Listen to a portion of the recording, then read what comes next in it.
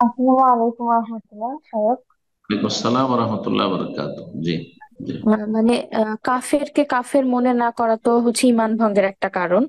তা আমার হচ্ছে এটা ক্লিয়ার ছিল ধারণা যে মুসলমান ছাড়া অন্য যে কোনো ধর্মের অনুসারী মানুষ হচ্ছে চিরস্থায়ী জাহান্নামী।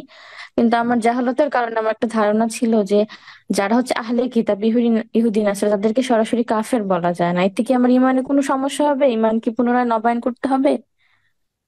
না তো এটা এখন যখন সংশোধন, আপনার আকীদার সংশোধন না হয়েছে না?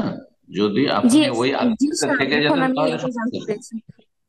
এখন কিন্তু সংশোধন স্যার করেনি, এখন এটাই তবা হয়ে গেছে। তবা এই ক্ষেত্রে তবা হচ্ছে যদি কারো ভুল নলেজ থাকে, ভ্রান্ত আকীদা থাকে, আকীদার সংশোধন করে নেওয়া আর সঠিক নলেজ হাসিল করে নেওয়া, এটি হচ্ছে তার তওবা।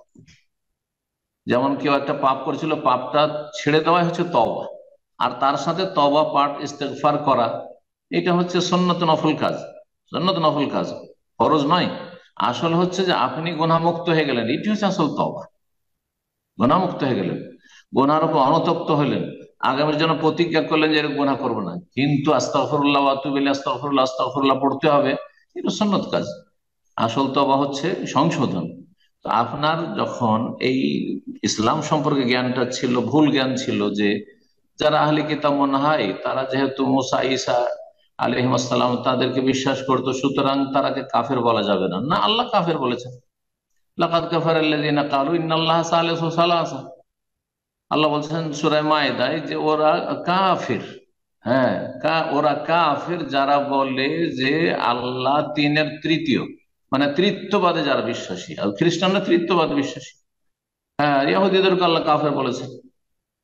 যারা ইত্তাখায আল্লাহু ওয়ালাদা বলেছে, হ্যাঁ, আল্লাহ সন্তান হচ্ছে উযাইর, আর কাফের। তো আল্লাহ রাব্বুল কোরআনে কাফের হচ্ছে, আপনি কোরআন অস্বীকার করবেন যদি আহলি কিতাব ইহুদি নাসারাকে কাফের না মনে করেন। তারপরে তাদের মধ্যে বড় শিরক আছে, সুতরাং মুশরিক তারা। জি। তারপরে রাসূলুল্লাহ সাল্লাল্লাহু আলাইহি ওয়াসাল্লামের প্রতি ঈমান নিয়ে আসেনি। একজনকে মুসলিম হওয়ার জন্য দুটো বাক্যের শাহাদাত দিতে হবে, লা ইলাহা ইল্লাল্লাহ আর মুহাম্মদুর রাসূলুল্লাহ। আশহাদু আল্লা ইলাহা ইল্লাল্লাহ ওয়া আশহাদু আন্না মুহাম্মাদান রাসূলুল্লাহ। যদি শিরক মুক্ত থাকে কোনো কিতাবে, তারপরও সে রেসালাতে বিশ্বাসী নয়, সুতরাং নিঃসন্দেহে কাফের। আপনি কি মনে করেন যে কি মোহাম্মদ রসুল্লাহকে রসুল নাম মনে করে শুধু লা ইলাহা ইল্লাল্লাহ দিয়ে জান্নাত যাবে? কোনোদিন জানা যাবে না, কোনোদিন জানা যাবে না। জি, ঠিক। এখানে মনে রাখতে হবে যে কোন ইয়াহুদি খ্রিস্টান এমন নেই যে মোহাম্মদ রসুল্লাহামকে রসুল হিসেবে বিশ্বাস করে, বলে যে সে আরবদের রসুল, আমাদের নাই, আমাদের রসুল নাই। তো এই জন্য তারা কাফের, যেমন মুশরিক পৌত্তলিকরা কাফের, যারা আল্লাহ ছাড়া অন্যকে ডাকে তারাও কাফের মুশরিক, ঠিক ওই রকমই আহলে কিতাবও কাফের। জি। সংশোধন হয়ে গেছে, আলহামদুলিল্লাহ, আল্লাহ শুকরিয়া আদায় করেন। উত্তর জি স্যার। জি সাহেব শুনেছি, কিন্তু মানে এটার পরে আমি একটু মানসিক অশান্তিতে ছিলাম যে ইমানে যদি কোনো সমস্যা হয়ে থাকে এই ধরনের ক্ষেত্রে, তাহলে হচ্ছে আমি যদি তাওবা পাঠ করে অর্থ বুঝে কালিমা পাঠ করি তাহলে কি ইমান নবায়ন হয় কিনা, নাকি আরো কিছু করতে হয়? কালেমা কালেমা পাঠ করা বাড়াবাড়ি হলো। কালেমা পাঠের দরকার নেই। একজন মুসলিম কবরে সেজদা করছে, সে বুঝতে পারলো যে এটা শিরকের কাজ, আমি মুশরিক ছিলাম, হ্যাঁ, আমি তওবা করলাম, জীবনে আমি যাব না, জীবনে আমি আর এই মাজারে যাব না এবং এই বিশ্বাস রাখি না, এটি তার তওবা।